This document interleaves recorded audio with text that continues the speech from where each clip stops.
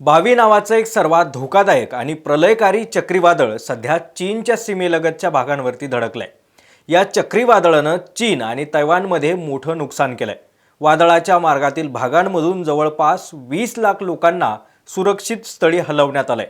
या बावी नावाच्या चक्रीवादळाचा व्यास जर तुम्ही ऐकाल तर चक्रावून जाल। 1000 किलोमीटरपर्यंत असणाऱ्या या चक्रीवादळाचा व्यास जो सुमारे फ्रान्सच्या रुंदी एवढा आहे।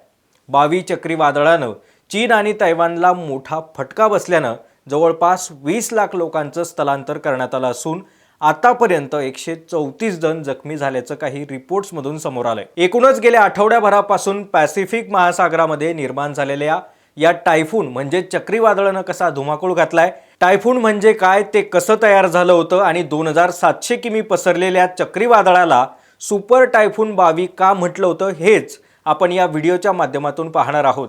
नमस्कार, मी अमोल डोईफोडे आणि आपण पाहताय महाराष्ट्र टाइम्स ऑनलाइन। टायफून हे एक शक्तिशाली उष्णकटिबंधीय चक्रीवादळ आहे। विशेषतः उत्तर पश्चिम प्रशांत महासागरामध्ये येणाऱ्या अतिशय तीव्र चक्रीवादळाला टायफून असं म्हणतात। सोप्या भाषेत सांगायचं झालं तर हे समुद्रावरती तयार होणारे एक वादळ आहे। यात केंद्राभोवती खूप वेगानं गरगरणारे वारे, मुसळधार पाऊस आणि प्रचंड लाटा येतात। जेव्हा वाऱ्याचा वेग 118 किमी प्रति तास किंवा त्यापेक्षा जास्त होतो तेव्हा त्याला टायफून किंवा सुपर टायफून म्हटलं जातं। गेल्या आठवड्याभरापासून पॅसिफिक महासागरामध्ये निर्माण झालेल्या टायफून म्हणजे चक्रीवादळामुळे फिलिपिन्स, जपानचा दक्षिण भाग, तैवान, इंडोनेशियाचा उत्तर भाग अशा ठिकाणांमध्ये मोठ्या वादळी वाऱ्यांचा आणि पावसाचा धोका निर्माण झालाय।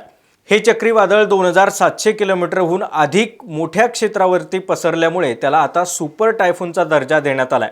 ताशी 200 ते 250 किमी वेगानं वाहणारे हे वारे चक्रीवादळामध्ये निर्माण झाले। त्यामुळे पॅसिफिक महासागरामध्ये वादळ असणाऱ्या या भागांमध्ये सुमारे 30 ते 40 फूट उंचीच्या लाटा उसळताना पाहायला मिळतात।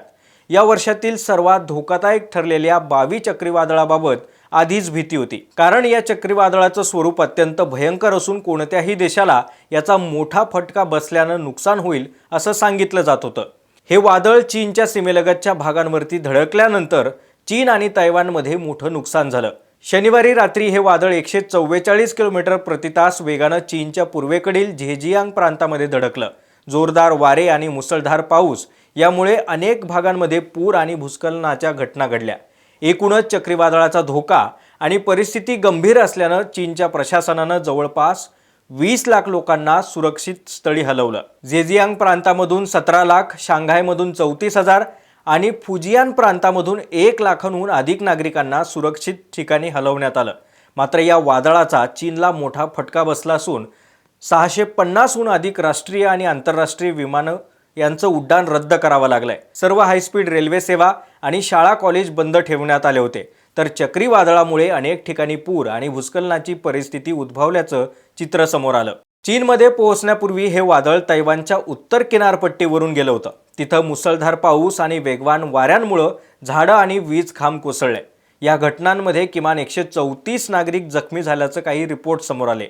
रविवारी सकाळी या चक्रीवादळाचं केंद्र हे झेजियांग प्रांतामधील हांगझोई शहरात पोहोचल्याची माहिती चीनी सरकारी माध्यमांनी दिली। तर हवामान तज्ज्ञांनी हे चक्रीवादळ सोमवारी पूर्व अनहुईकडे आणि मंगळवारी शांदोई द्वीपकल्पातून उत्तर पिवळ्या समुद्राकडे म्हणजेच किंगदाओ आणि दक्षिण कोरिया दरम्यानकडे असलेल्या या समुद्राकडे सरकेल असा इशारा दिलाय। फिलिपिन्समध्येही मुसळधार पाऊस झाल्यानं भूस्खलनामुळे 17 जणांचा मृत्यू झाल्याची शक्यता वर्तवण्यात आली आहे। हे वादळ आता उत्तर पश्चिम दिशेला जात असताना हळूहळू याची तीव्रता कमी होण्याची अपेक्षा आहे। बावी चक्रीवादळ सुरुवातीला सुपर टायफून म्हणून उदयास आलं होतं। गेल्या सोमवारी या चक्रीवादळानं गुआम आणि नॉर्दर्न मारियाना बेटांना 290 किलोमीटर प्रति तास एवढ्या भयंकर वेगानं वाऱ्यांसह तडाखा दिला।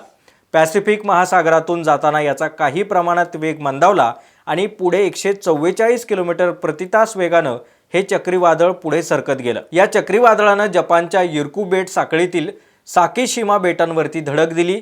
यात किमान 5 जण जखमी झाले आणि हजारो लोकांना खंडित झालेल्या विजेसह राहावं लागलं। यातील महत्त्वाची बाब म्हणजे तैवानला थेट याचा धक्का बसला नाही, मात्र हजारो लोकांना घर सोडावं लागलं। दक्षिण चीन अजूनही याच आठवड्यात आलेल्या मेसाक चक्रीवादळाच्या विनाशातून सावरतोय। मिसाकमुळे इथे किमान 39 जणांचा मृत्यू झाल्याची शक्यता देखील वर्तवण्यात आली आहे. मोठ्या प्रमाणात पशुधन दगावलं असून शेतीचंही मोठ्या प्रमाणात नुकसान झालंय. दरम्यान भारताला या चक्रीवादळाचा थेट काही धोका नाहीये. अल निनो परिस्थितीमुळे हे वादळ तयार झाल्याचा दावा काही वैज्ञानिकांनी केलाय. तुम्हाला या चक्रीवादळाबद्दल याआधी काही माहिती होती का? आम्हाला कमेंट करून नक्की सांगा.